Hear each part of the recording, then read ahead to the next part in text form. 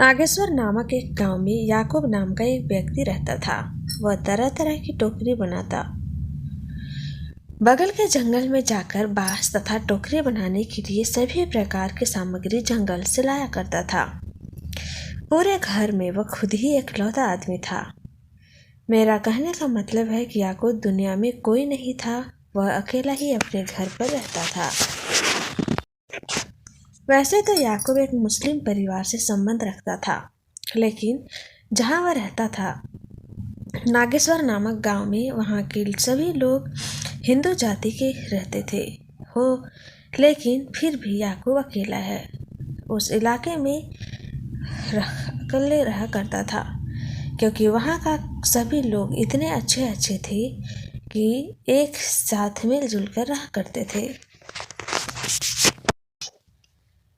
नागेश्वर गांव में जब किसी मुस्लिम को ज़रूरत पड़ती थी तो कोई हिंदू मदद करता था, और जब दूसरे हिंदू को ज़रूरत होती तो कोई मुस्लिम मदद करता था।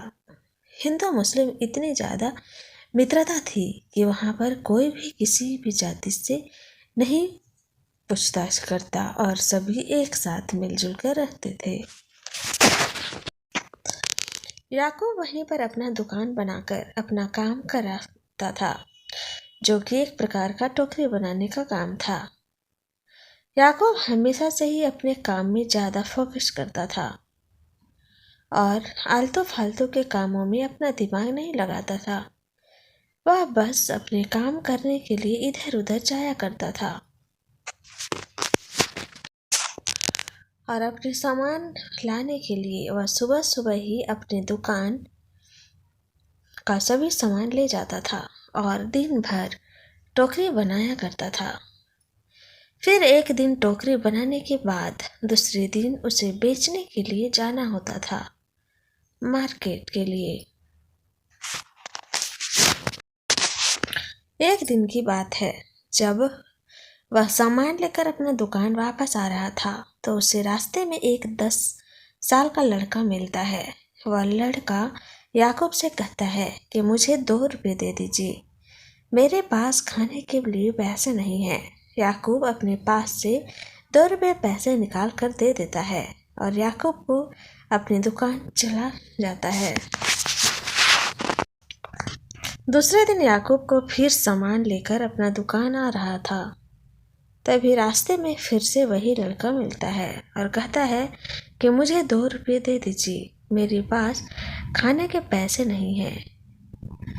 या फिर उसे 2 रुपये दे देता है और उससे पूछता है कि तुम रोज हमसे पैसे क्यों मांगते हो। याकूब जब पूरी तरह से ठीक हो जाता है तो वह व्हाट्सएप को बहुत ज़्यादा धन्यवाद देता है।